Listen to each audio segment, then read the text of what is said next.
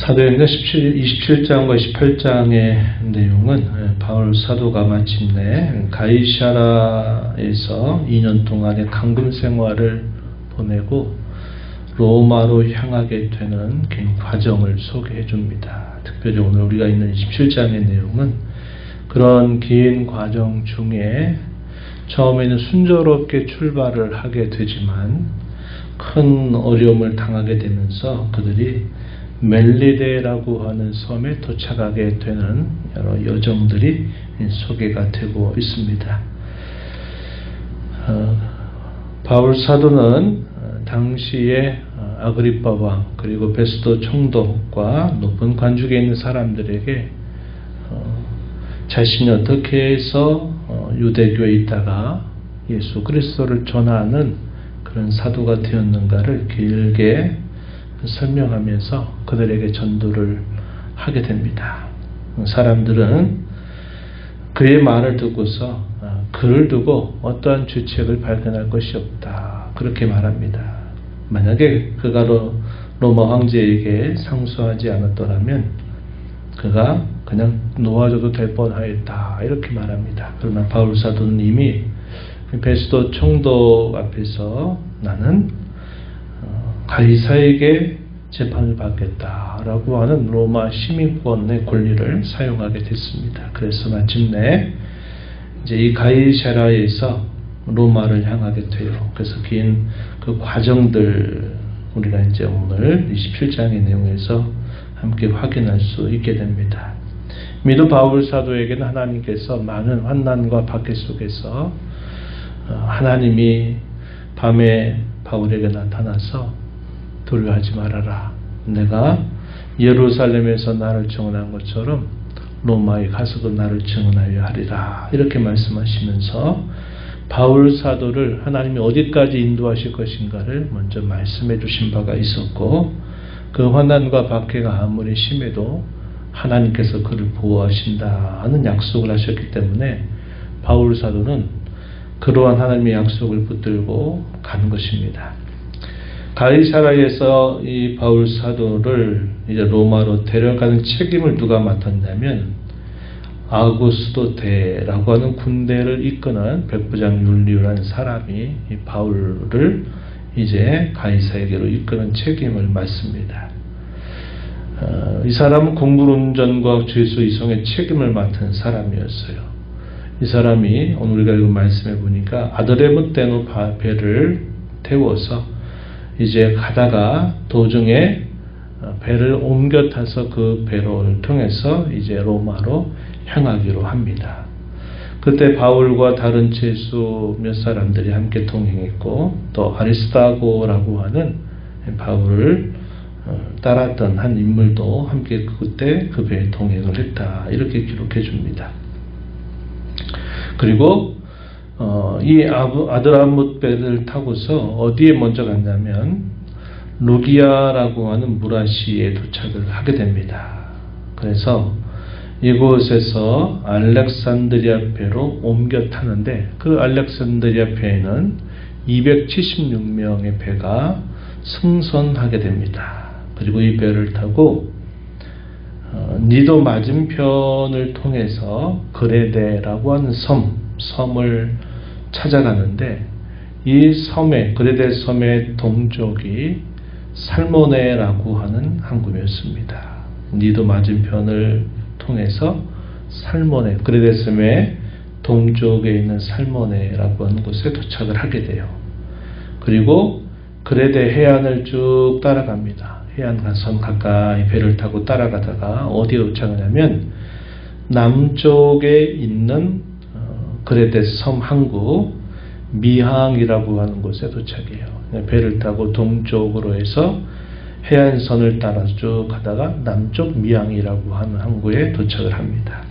그런데 그때가 금식절기가 지난 때이기 때문에 시기적으로는 강한 북서풍이 부는 때였어요. 그래서 바울 사도는 배를 타고 여러 번 항해를 했기 때문에 그가 보기에 이번 항해는 우리 생명에 많은 타격과 많은 손해를 끼치게 될 것 같다. 그래서 이 강한 북서풍이 부는 이때는 움직이지 말고 이 그레데 섬 남쪽 미항에서 겨울을 보내고 난 다음에 이제 출발하자라고 선장에게 이야기를 합니다.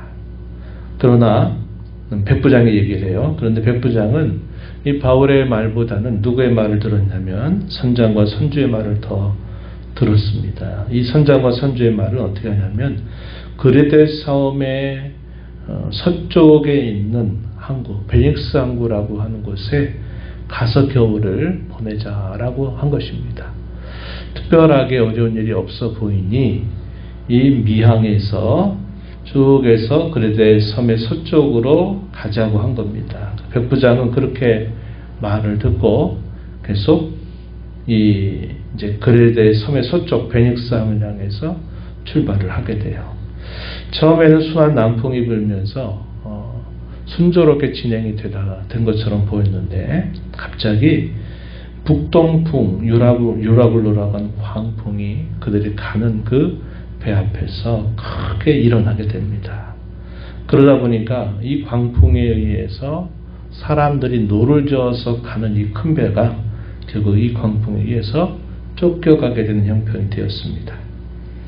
그리고 이 가우다라고 하는 섬 아래로 지나가다가 또 하나의 위험이 있는데 스르디스라고 하는 위험이 항상 있었다는 겁니다. 이 스르디스라고 하는 것은 리비아의 모래 수렁입니다. 여기에 배가 잘못 들어갔다가는 배가 항선도 못하고 거기에 완전히 거기서 함몰돼 버리게 될 파손되고 될 위험이 있기 때문에 이것을 피하기 위해서 가까스로 그 위험을 빠져나가기 위해서 애를 쓰게 됩니다. 그래서 파손의 위험을 그런 그 스리드스에는 걸려들지 않았지만 배가 계속적으로 이 바람에 의해서 떠내려가면서 결국은 구원의 소망이라고 하는 게 완전히 사라져버릴 정도로 큰 위험을 닥치게 되었던 겁니다. 바로 그때 그 전날 밤 하나님께서 바울 사도에게 나타나서 또다시 사도에게 이런 말씀을 주세요.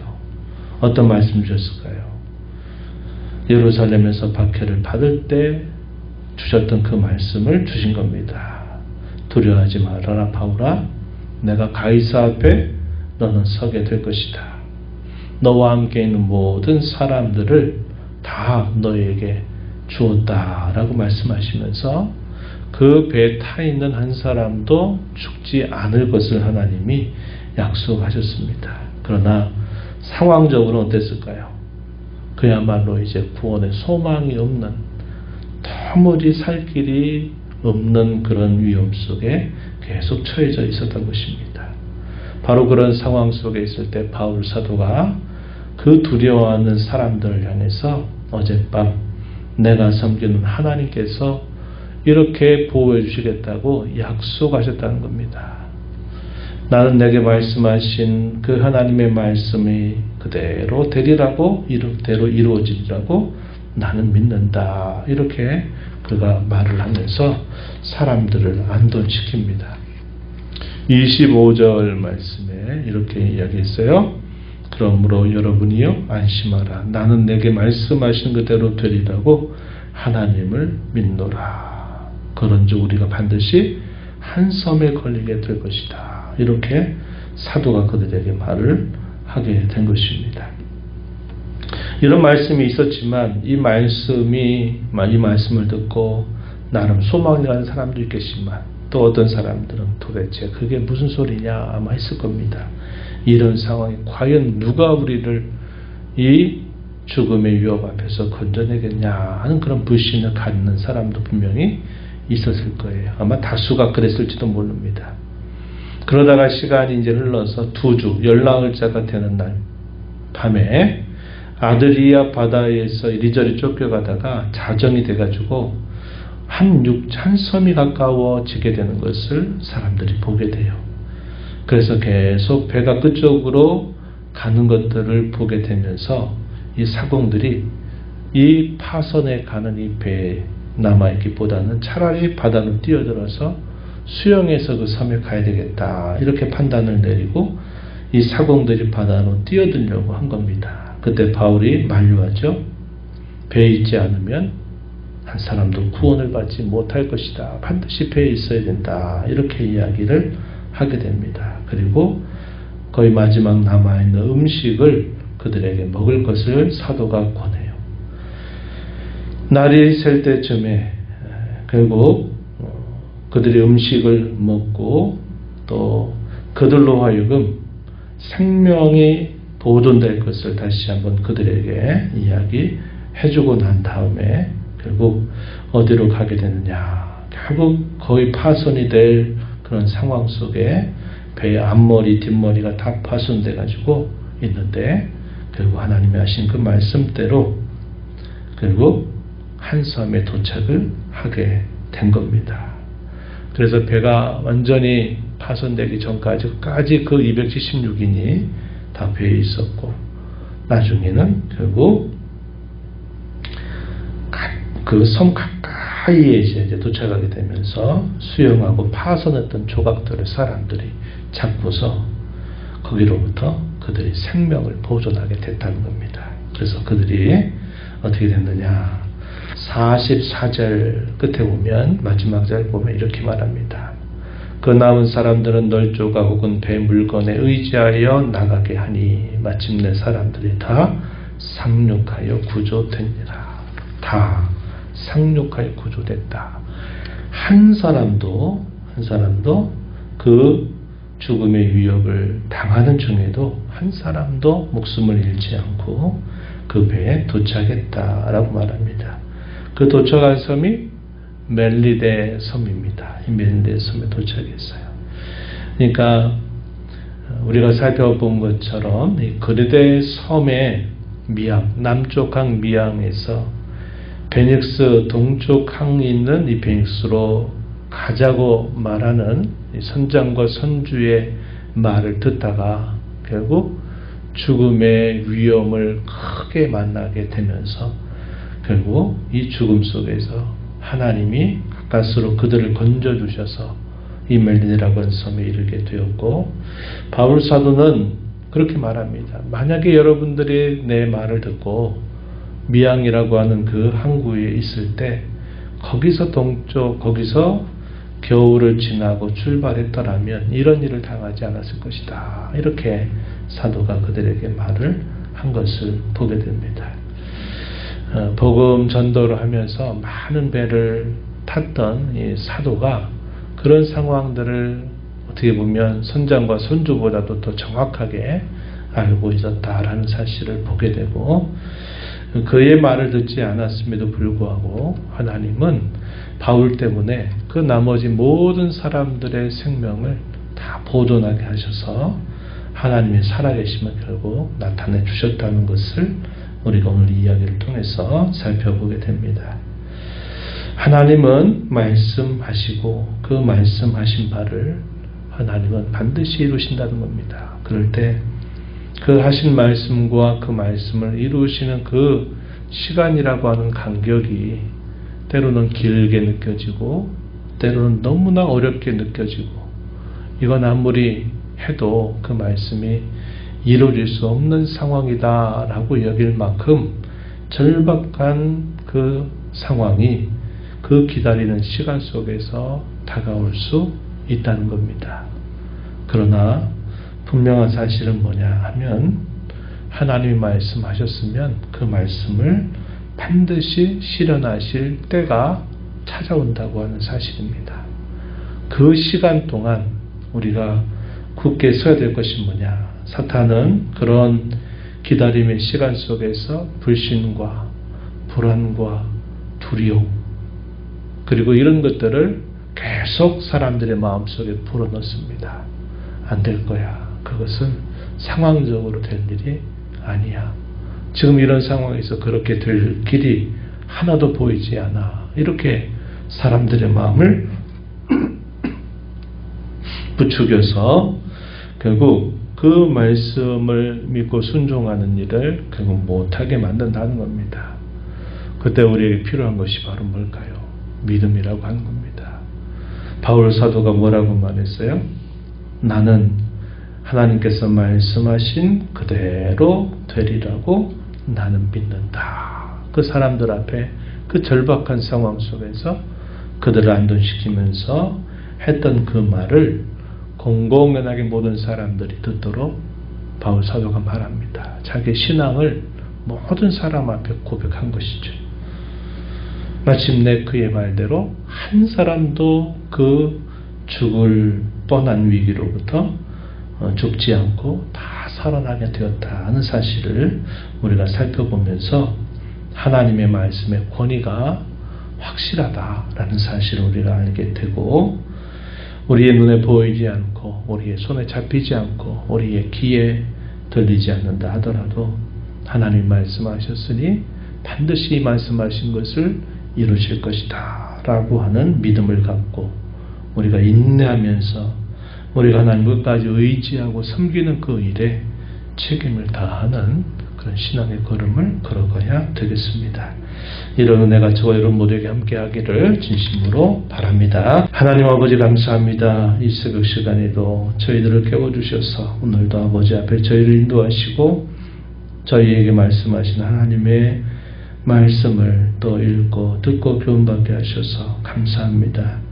하나님 아버지, 배를 타고서 또 먼 항해를 걸어가는 그 길, 하나님의 손길을 참 많이 보는 길이다 라고 시편에서 말씀하신 바와 같이 가이사랴에서 먼 로마까지 이르러가는 과정에서 참 죽음의 위기를 여러 번 건너가는 그런 사도의 모습을 살펴보게 됩니다. 하나님께서 그에게 약속하셨던 말씀은 예루살렘에서 나를 증언한 것처럼 네가 로마의 가이사 앞에서도 나를 증언하여 하리라 하셨던 그 하나님의 말씀이 있었고, 또 배가 파손될 위기 앞에서 모든 사람이 구원의 소망이 사라져 버리는 그 절박한 상황 속에 있을 때 하나님은 또다시 사도에게 나타나셔서 두려워하지 말아라. 너는 가이사의 앞에 설 것이다. 여기는 모든 사람들을 다 너의 손에 내가 붙인다 라고 하시면서 하나님이 말씀하신 것을 기억합니다. 때와 시기에 따라 필요한 대로 나타나셔서 위로하신 하나님의 손길 저희가 살펴보게 되고, 바울 사도는 하나님이 그렇게 말씀하셨으니 말씀대로 되리라고 나는 믿는다라고 고백하면서 하나님이 하신 말씀에 대한 굳건한 신뢰를 나타내었습니다. 여러 많은 절박하고 죽음의 위기를 건너서 마침내 하나님의 약속의 말씀이 말씀하신 대로 그대로 이루어지는 것을 경험하게 된 것을 저희가 살펴봅니다. 하나님이 하신 말씀이 이루어지게 될 때까지 사단은 온갖 불신과 불안과 두려움으로 우리를 절망시키려고 하지만 믿음을 가지고 하나님이 하신 말씀이 이루어질 것을 굳게 믿고 하나님을 더 의지하며 섬기는 삶을 힘써가는 저희들 되도록 도와주옵소서. 은혜의 보호자 앞에 나와서 아버지의 은혜를 구하는 모든 심령들의 간구를 기별을 주시고 응답해 주시기를 바라며 예수님 이름으로 기도하옵나이다. 아멘.